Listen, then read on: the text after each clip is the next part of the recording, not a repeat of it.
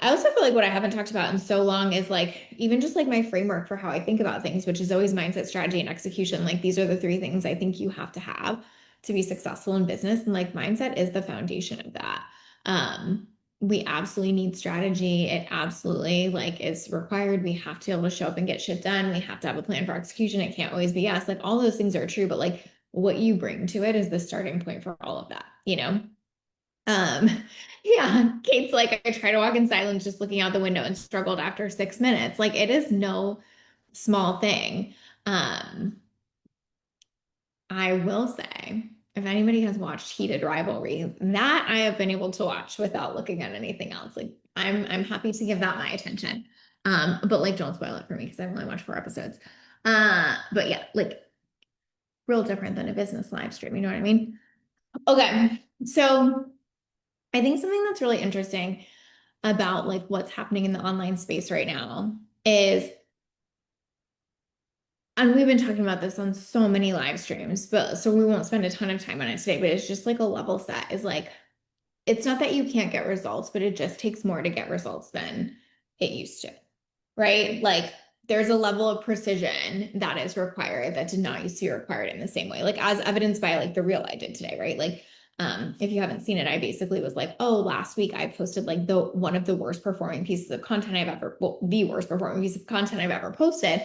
And it was like, okay, like here are the things I should have been thinking about and doing differently and all of that stuff, because like it does take a level of precision that we haven't always had to have. But if that's true, then what that means is we have to balance that out with a mindset that can handle that, that can hold that, that can be resilient in that. We can't have a mindset that says, I need this quick fix, excuse me, all the time, or you're going to burn out or be unable to sustain like what you're doing long enough to actually get the results in our space at this time. Which I think brings us back to, and this is what we're going to have some of the conversation on today, though there are like a few things I want to go into here, is we have to be finding ways to create meaningful celebration and meaningful acknowledgement of progress we're making, because the progress is going to potentially look different. And I think that like without some meaningful celebration, acknowledgement, um, like attention paid towards what we are doing and creating, there is no chance we are going to have the resilience built in us to continue to move forward. And what I think that so many of our brains do, especially as high achievers, is think the opposite. Like, I shouldn't be celebrating until I get X result, or like I shouldn't be giving myself credit because then I'll try less hard. So like if what it takes in this space is like more precision, more effort, whatever, and I am over here like celebrating, I'm gonna like fuck myself over and I'm just gonna stop putting in the precision and effort. But what we actually know is true about the brain is the exact opposite. Like the way you are gonna feel like you can put in more effort is to be giving your brain wins, to be showing it that your effort matters, to be like programming into your body that like you are having wins, that it is safe, that you are doing well, that you're making progress, that like you're getting some like satisfaction and like a dopamine hit from this. And if we don't program that into our mindset, we can only force it for so long. Um, Lucy said, I'm curious, this is a bit more strategy than mindset potentially, but I'm curious if things like content and market, but I'm curious if things like content and marketing, do you think 2026 is more about quality or quantity or both? Quality for sure. I'm not saying, hey, Lisa, I'm not saying like we don't have to like be consistent or like put shit out. Like, obviously, more is more to a certain extent, right? Like, if you want to like massively grow and you gave yourself 14 chances that week instead of 7, like, obviously that's good, but like not at the sacrifice of quality, right? 14 mediocre chances versus 7 good chances. Like, I would take the 7 at this stage of the game, if that makes sense. Um, but like more is always going to win, and if it's good more, like if you're like, do I want 14 perfect posts or 7 perfect posts, like, okay, yeah, obviously go for the 14, but it's like, do I want 14 mediocre or 7 that are really good? Go for the 7. Do you know what I'm saying? But that's why this mindset is so important too, because if we are not, like, say, like right now, I probably do four, right? If I'm not like acknowledging the win in that four, I'm never going to get to a point where I feel like it's even worth it to do seven.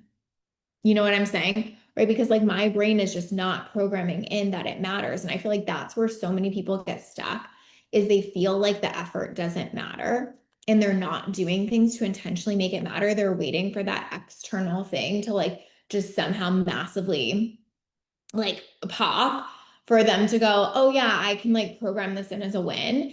And it's making it so hard for people to continue. It's making it so hard for them to actually get results. Because when in those moments, what our brain tells us is that the small things don't matter at all.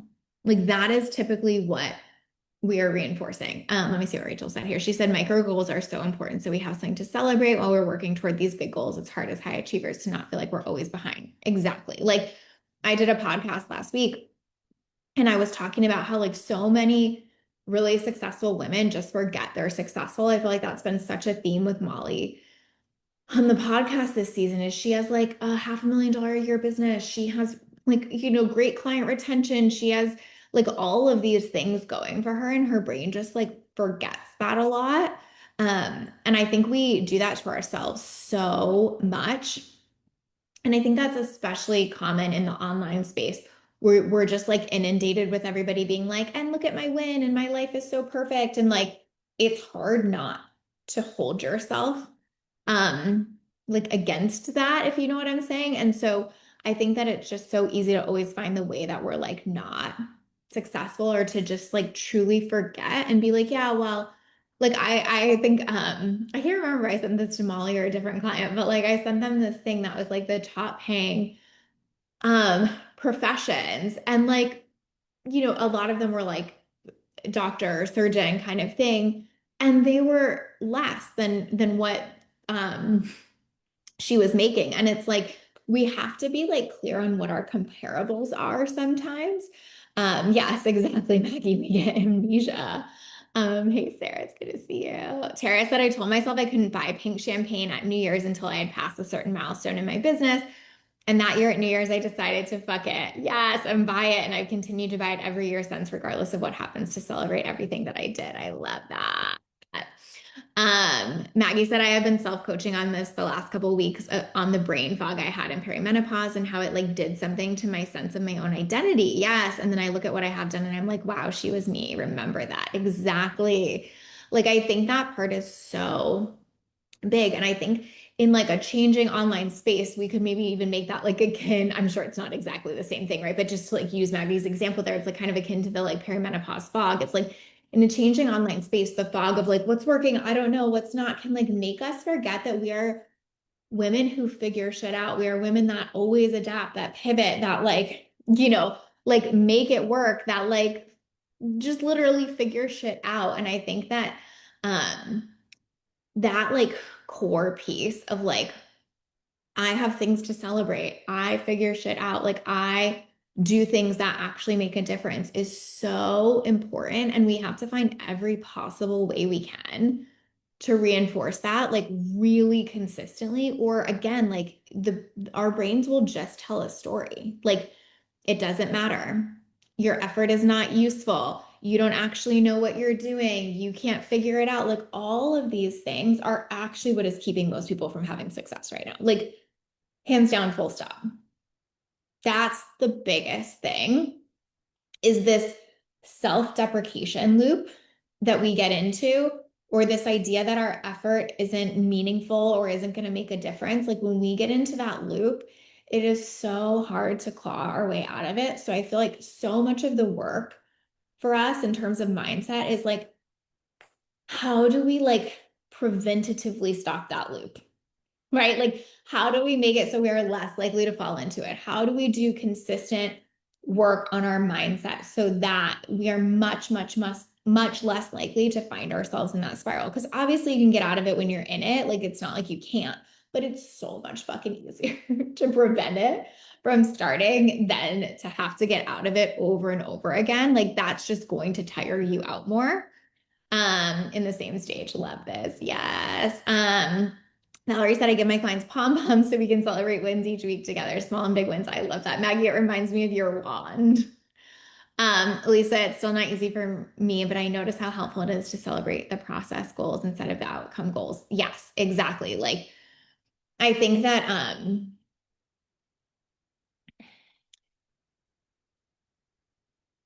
how do I want to say it? It's not like we shouldn't want the outcome. Like, of course, we can want the outcome. We can focus on it like that. Obviously, as part of mindset is having a clear outcome you're going after.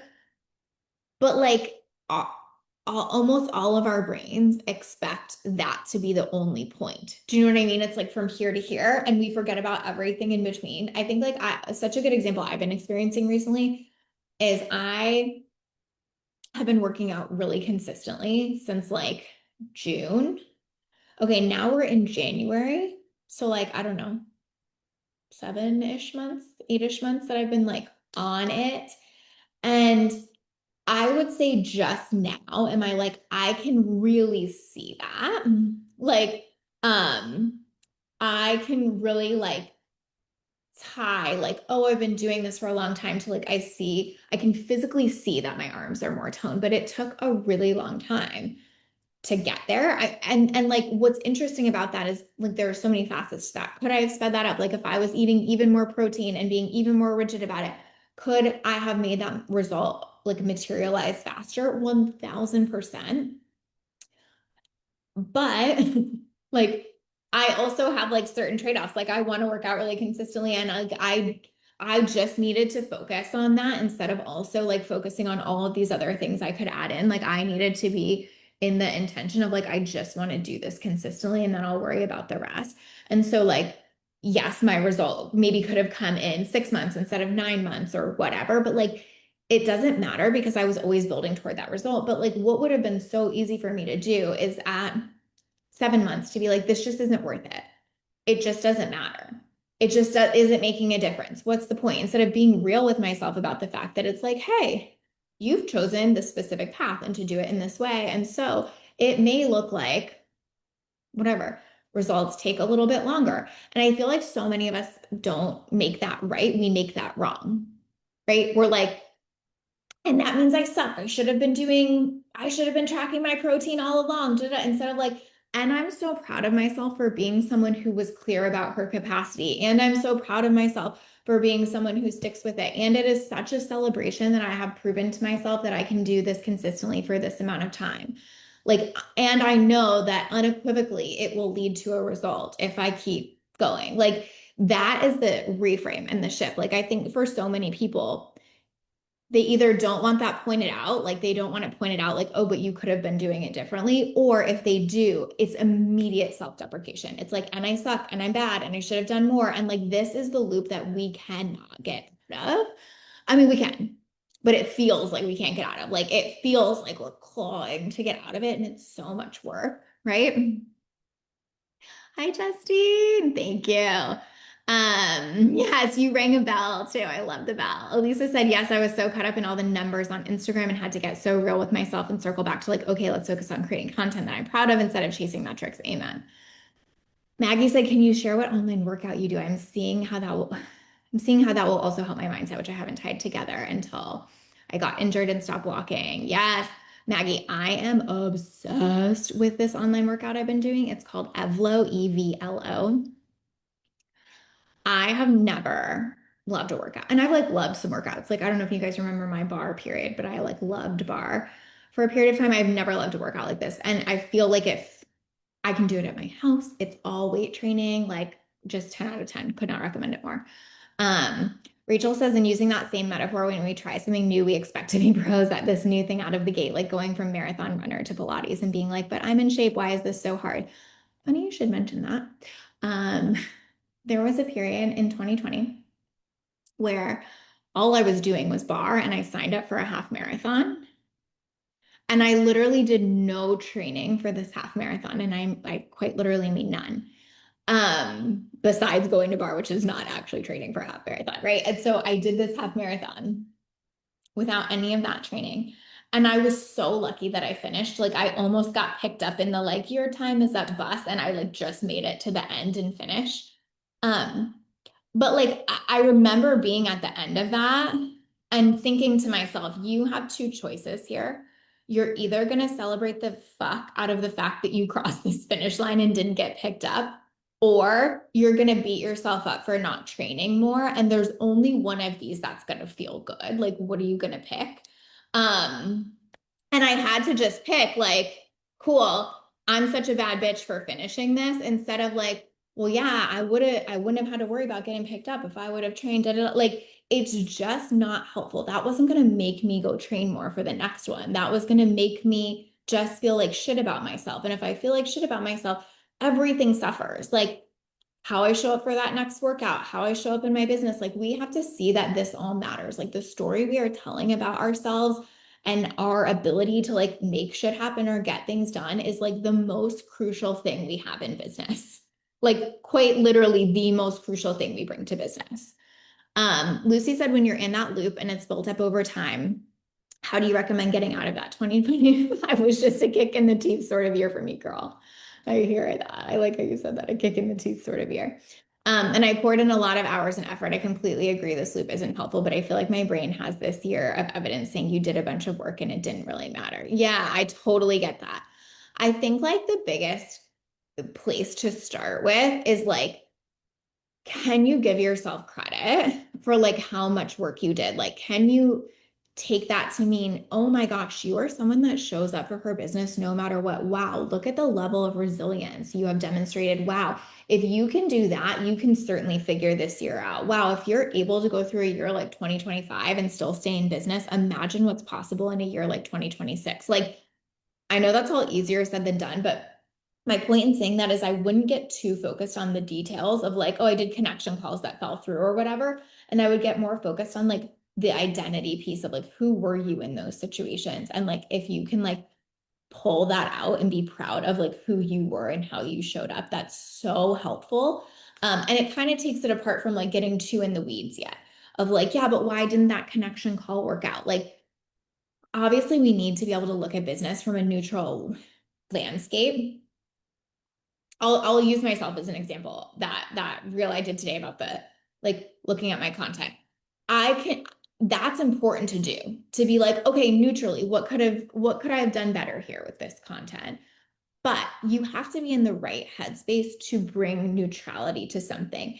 And so we don't want to try to force fast forward to that. If I was in a place where I was like, I think I'm just really fucking bad at content and I think I really suck and I'm like really embarrassed and I would not go straight to like, well, let me figure out what happened with my content. First, I would go to who am I as it relates to content? What identity do I want to bring to that? Am I proud of being someone who shows up even though the result isn't perfect? Am I proud of my resilience? Am I proud of the fact that I've been doing this online for X amount of time? Like, I would try to get so in that identity first and then apply it to like, cool, now let me look at all this from a more neutral place. If I am so proud of how I showed up, like, what else needs to shift here? And actually, it's funny that Maggie's on here because I have such a good example of this.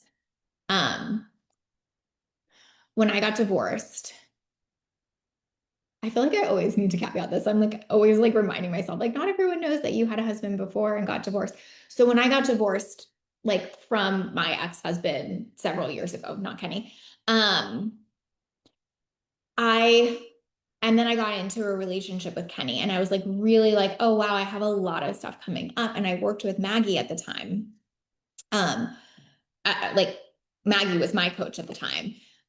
Because I was like, I have shit, like I need to like decide what I'm making meaning of around the relationship. And one of the things that she helped me come to that was so helpful for me is like, I actually was so proud of how I showed up in my past relationship. I was so proud of like how I showed up as a wife, who I was, like what I brought to the table, how I handled things, how I tried to deal with things, all of that. And like it was so helpful for me to do that work because it made me trust myself so much more in this relationship with Kenny, where before I had done that work, I was like going into this relationship with Kenny and I wasn't trusting, like, well, how will I know this is a good relationship? How do I know this is worth it? How do I know this, I'm not picking the wrong person again, or that, it's not going to end up in divorce again. And obviously can't know any of this for sure. I mean, like, I still don't know any of that for sure, right? Like anything can happen, but equally, when I got locked in on like, I am so proud of who I am and how I was being there, that I can trust this part of me to show up in another relationship and handle it. And I can also trust that I was so proud of who I was and how I showed up in that divorce. So even if worst case scenario that happened again, like I have the resilience to handle that. I have the like self-confidence to handle that. And all of that is what made it possible for me to like shift and like show up and get married again and whatever. But if I had just been like, oh my God, things went wrong. How do I like over function and over obsess about how to make them go right? Well, that is what I was doing. How do I over function and over obsess about how to make them go right? Like I was just creating all of this stuff. Like I was like a bull in a china shop, right? Like I think I told Maggie this story, but I remember one day Kenny just like looking at me and being like, yo, we're on the same team. Like, I don't know who you're fighting, but it's like not me. Like, we're on the same team kind of thing. But I just couldn't get there because I hadn't yet given myself like the kind of like grace and celebration and acceptance and all of that that I needed for like who I was in that moment. And I just feel like that is so, so important for like where we're going in the online space. Like it's what Elisa was saying earlier. Am I proud of like how I show up in my content? Am I proud of the effort I'm putting forth? Am I proud of who I'm being? Am I proud of like what it is? And for a lot of us, like there is nuance to that. Like with that underperforming piece of content, I'm not like not proud of who I was being, but I definitely didn't give it like the effort or the intentionality that I could have. And like that's okay. Like I can also give myself grace for that. But it just shows me there's an opening. I'm like, oh yeah, like I don't disagree with anything I said, but I'm not like, oh, that's like the most proud I've ever been of a piece of content. Okay, cool. That just means I have room to like fix that. And what I am most proud of is being someone who's willing to fix that. Like, what I am most in celebration of is being someone who's willing to just try again, you know? Uh, Maggie said, I feel like Mufasa. Remember who you are is like the coaching we all need all the time. Amen. It really is. Hey, listen, thank you. I love the mindset too. Um, And so I really believe this is what we need in the online space. I think one very practical way to do that is through celebration. I feel like celebration gets such like this cheesy kind of rap sometimes, of like whatever. Uh like yay, pop a bottle of champagne, kind of almost like surface level kind of thing, but like if we actually look, like I actually did this not that long ago because it was a helpful deep dive for me, but if we look at like the actual like research on celebration and how it rewires our brains and our nervous systems, it is one of the most important tools we like have at our disposal.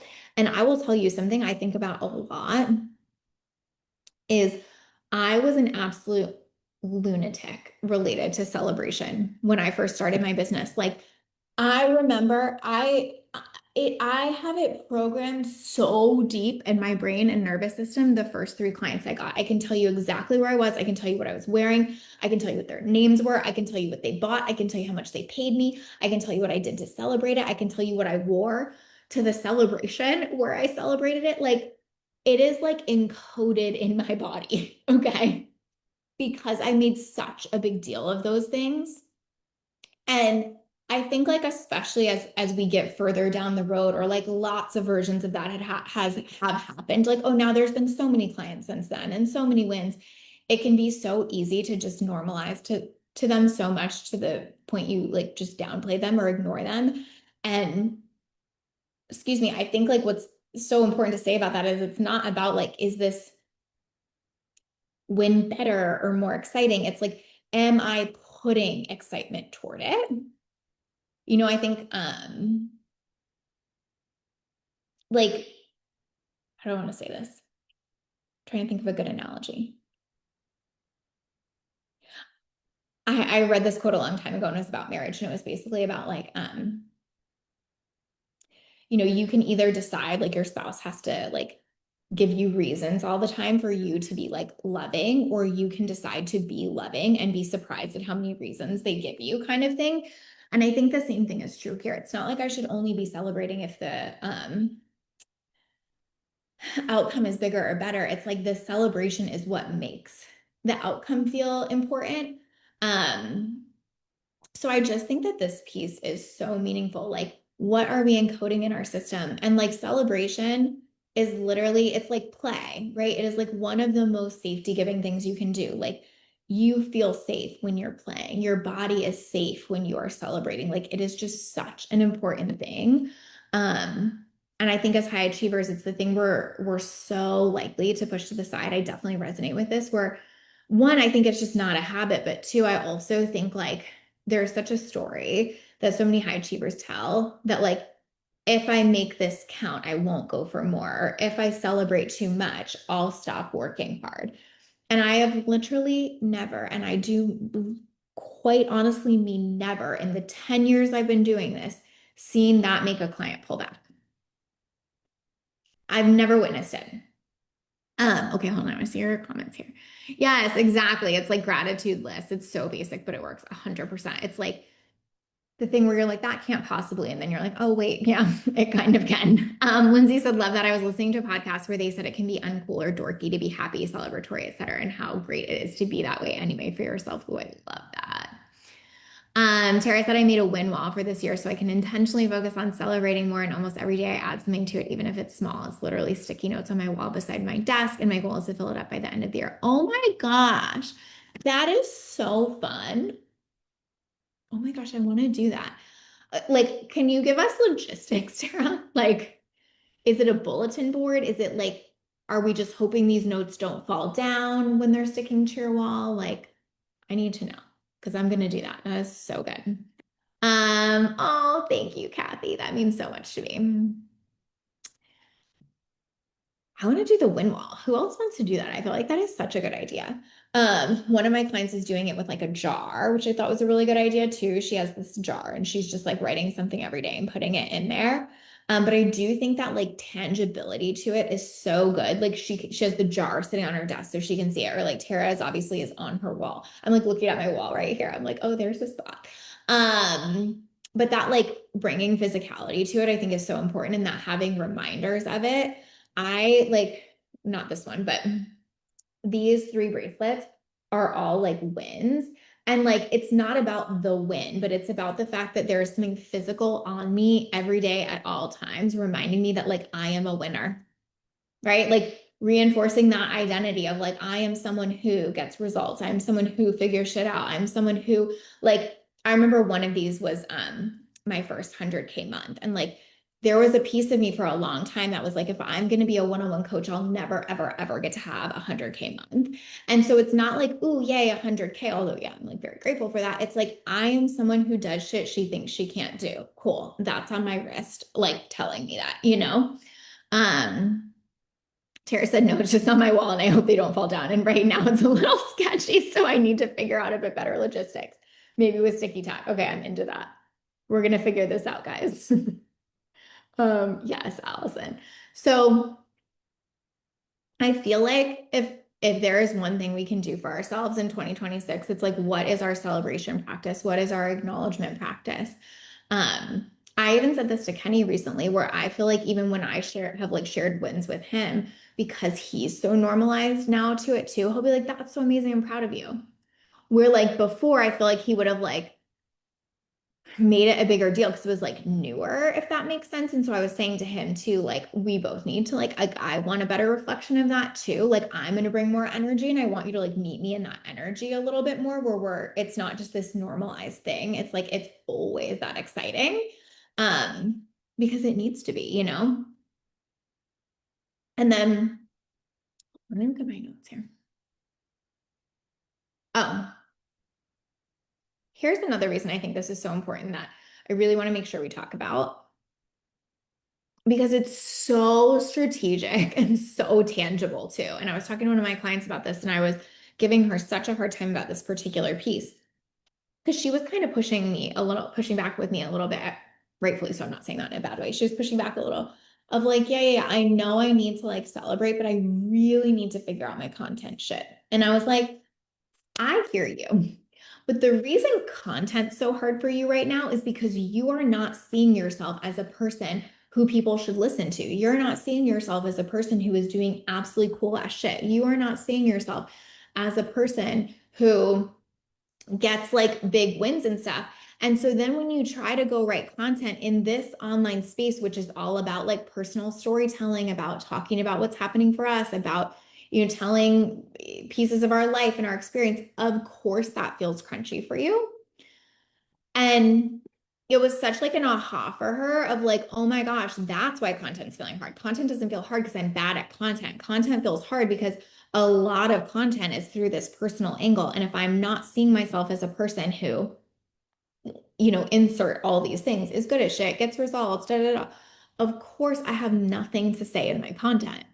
Of course, I'm triggered when I see other people's content like that. Of course, I think that I'm bad at it. Right. And so I think like not only is this so important from like how I feel about myself, how I show up, how consistent I can be kind of thing, but it's also really important from a like, and what do I put out um as far as like content on that front, you know? And then even deeper than that, it's like a manifestation thing too. Excuse me, if that is your flavor.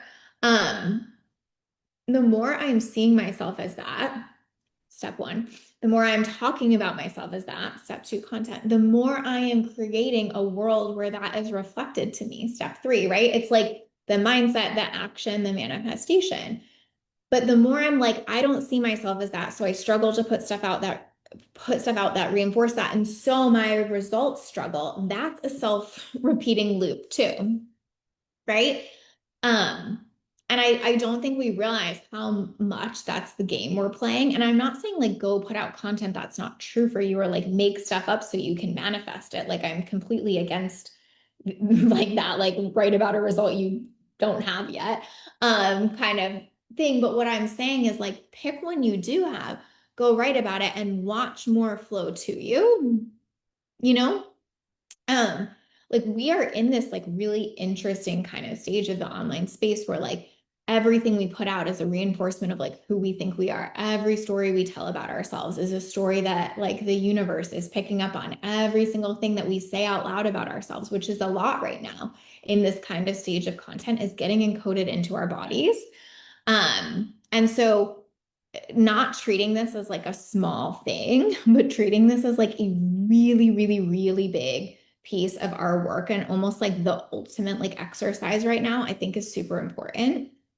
Um, yes, thank you, Rachel. Yeah, it makes so much sense in Maggie.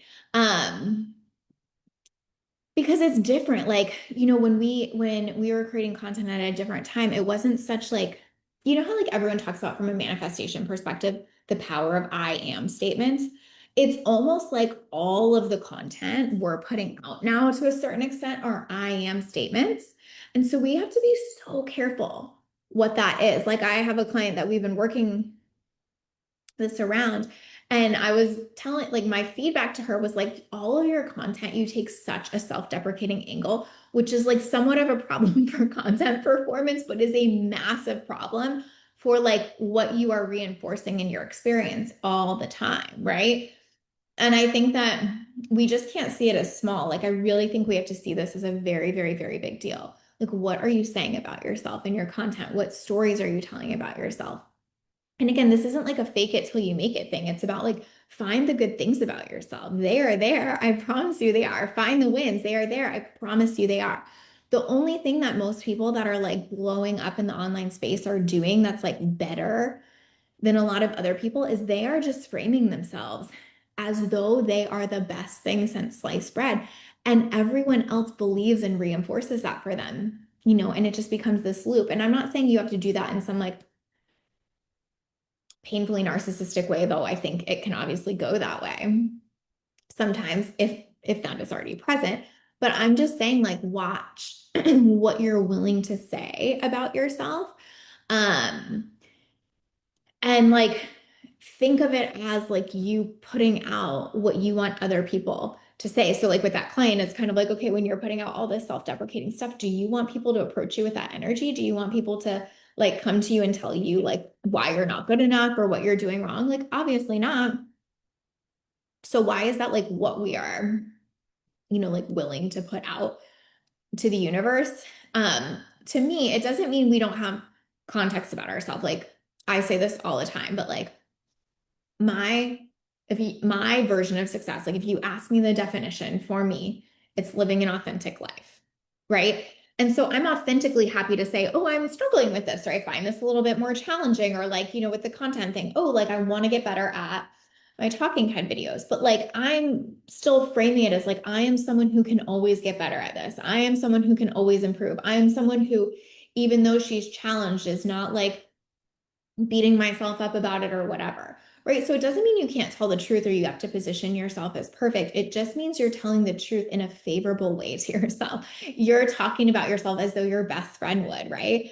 Like if Sarah was looking at my content, she would never be like, ew, bitch, you suck. She'd be like, oh, you could just do this a little bit better, but you're so good at this and you're so amazing at this. And I love seeing when you do this, but like you could probably have a little bit better of a hook there. I know her. That's exactly what she would say to me, right? And vice versa. So like we have to be willing to like look at ourselves like that and talk about ourselves like that and talk to ourselves like that. Because that's pretty much the ultimate determiner of like how all of this will go. Your strategy, your content, your conversion, all of that. Um, Hi, Jess. Yes.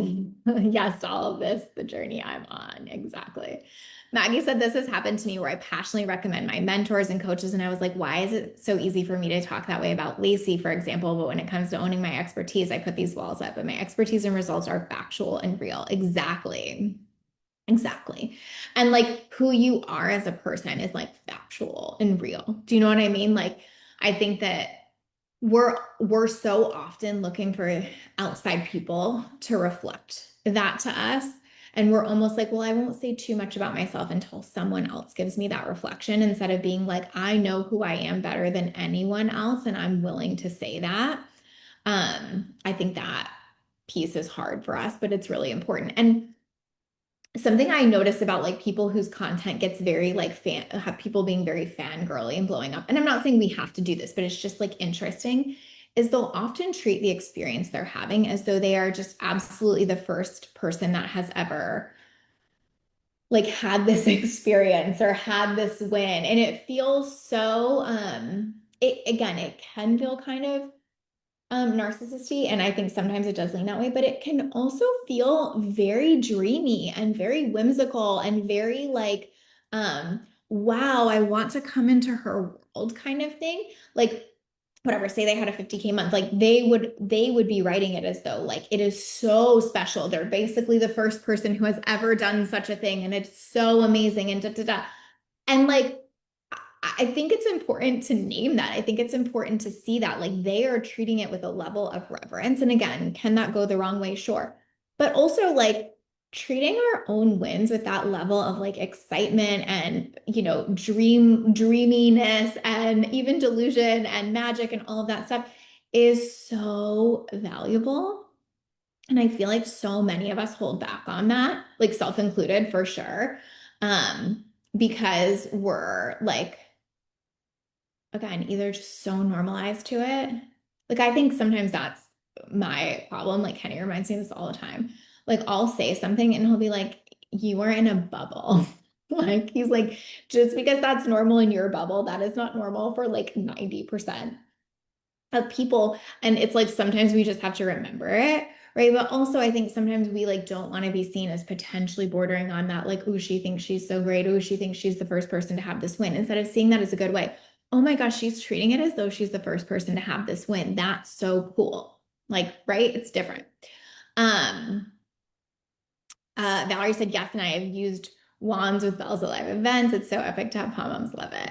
Jess said, I think that's so easy to skip when you've been in business a long time because nothing feels super new. Exactly. And I think that's the thing. Like we just have to work at it. I mean, I'm sure Maggie could talk about this in a much bigger and better way than I could, but it's like the same with anything. It's like marriage, right? Like it's not that like newness, but like you still have to like see it as special and see it as meaningful and like as soon as you start writing stuff off, just because it's like not new or exciting, is like when things start to go wrong, I think, right? Whether that's relationship or business or whatever. And I think that's what is happened to so many people in our space too, where like they're still getting big results, but like if they're not like tripling every year, they're over it kind of thing. And I just think so much of this is about like, am I choosing to intentionally make all this right? Am I choosing to celebrate this? Am I choosing to talk about myself in a favorable way here?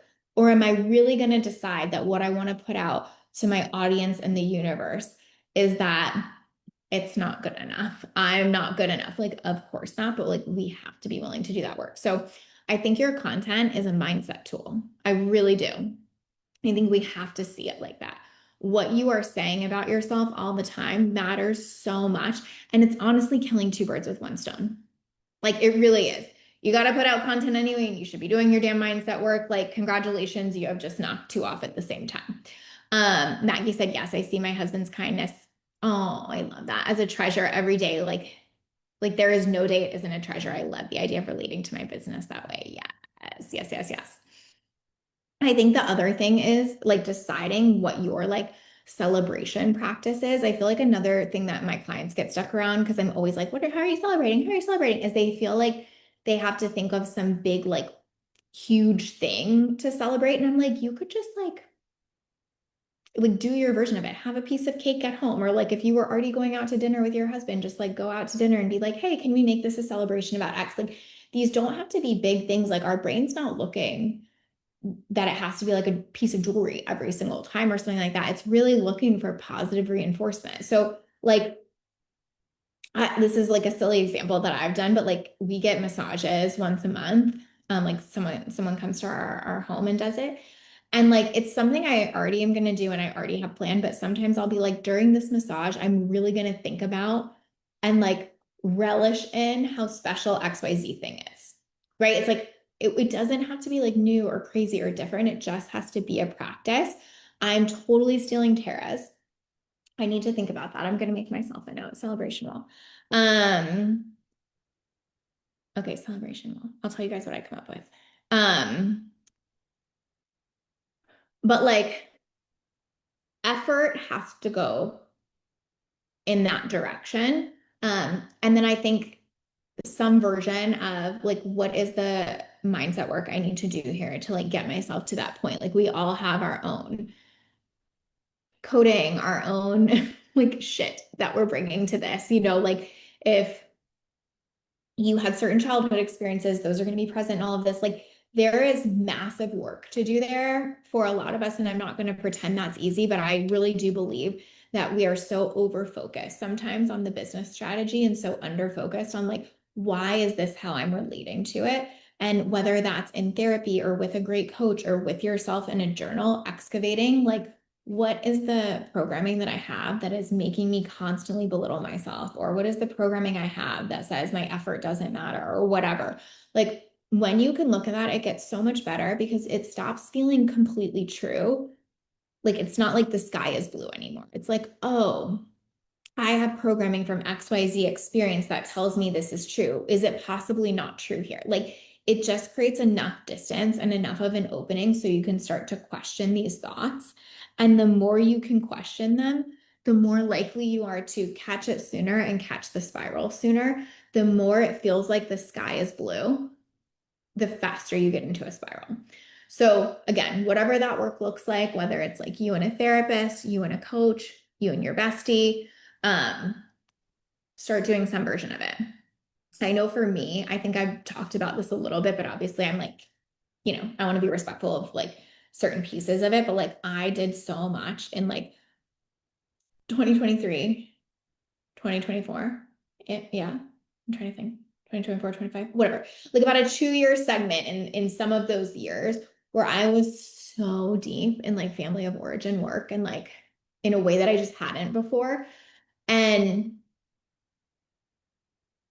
the amount of doors that opened in my brain, in my subconscious, in my nervous system was absolutely startling. And so I think it's worth like putting energy toward that. And again, it might not be like 2 years of deep work, like, and quite honestly, like, I don't think we all need that. I just had like a lot happen at once. I think you all know, like my dad died right when Bennett was born. Like there was just a lot there. But I for sure know that like understanding more of those pieces of myself has made it so much easier to do this mindset work because I don't have as much of this programming that isn't mine getting in the way of it. You know what I mean? Um, so we have to celebrate. We have to look at the good. We have to make it right. Like that is your number one job. And I know that like our brains will fight that so hard. We'll be like, yeah, but I don't want to make it right if it's not right. I don't want to say I'm good if I'm not good. I don't and it's that's not the point. Like when you think you're good, you're more willing to look at where you could be better. When you think you're bad, everything triggers you, right? Like I think by and large I'm very good at content, so I don't really give a fuck if I have to be like, "Oh, that one wasn't as good." Right? And like whether I am or not isn't even the point. It's that it's good that I think I'm good at it. Do you know what I'm saying? Right? Even if someone might be watching this and being like, "Oh, I don't think Lacey's good at content at all." It doesn't matter. Like my truth is that I am, and it makes it so much easier to look at things critically, show up differently, all of those kind of things. Like that's the point, right? Um, Maggie said, yes, I will share. When Lacey was my coach, she helped me go no contact with my mom. And it was like a black cloud lifted, and my business started thriving as a result of not having all those energies tied up and surviving her presence. Oh my God, surviving her presence like makes me want to cry, Maggie, but it's so true. I love you. Um, but yes, I think we don't realize how much some of that takes from us, you know, and how much it's driving like the bus on so many things. But yeah, like you thinking you're good at something is only going to make you better at that. You thinking that you have skill somewhere is only going to make it easier to build skill there. It is never ever going to do the opposite. Again, I said this earlier. I have done this for 10 years and I have never once been like, well, you're giving yourself too much credit. And you think you're too good at that, so you're not getting better. It's just not it. One of my clients was like on this train of how bad she was at content for a little bit. And then she was like, I'm just gonna stop all this shit. Like I'm putting myself through all this stuff that isn't true. I'm just gonna like do what I think I should do and try it and see what happens. She's gone viral. I mean, I've lost count 17 times in the last 2 months or something like that. And she's so dialed into what works now. And like the only difference is she just stopped thinking she was bad at it. And that she like had all these things she didn't know and was like, what if I did know? Like it makes such a difference. So, especially in a space where like it doesn't always look like action, result, action, result, action, result, where sometimes it looks like action, action, action, action, result. Like that is true of the online space right now. And we have to find a way to like insulate ourselves in the process. So, have the physical representations, do the mindset work, dive deeper, think of your content as like part of your mindset and manifestation process. And this year it will be easier. It just will. Like whether it's easier to grow or not isn't the point. It's like, is it easier for you to show up? Is it more enjoyable for you to show up? Is it easier to put out really good content because you believe you're good at content? Like all of that will be different. So I hope that helps. Let's talk about mindset more. Everyone with me on that? Like I feel like we need more mindset live streams. Um, I will be back with more, and I hope you guys have a beautiful week. Bye, y'all.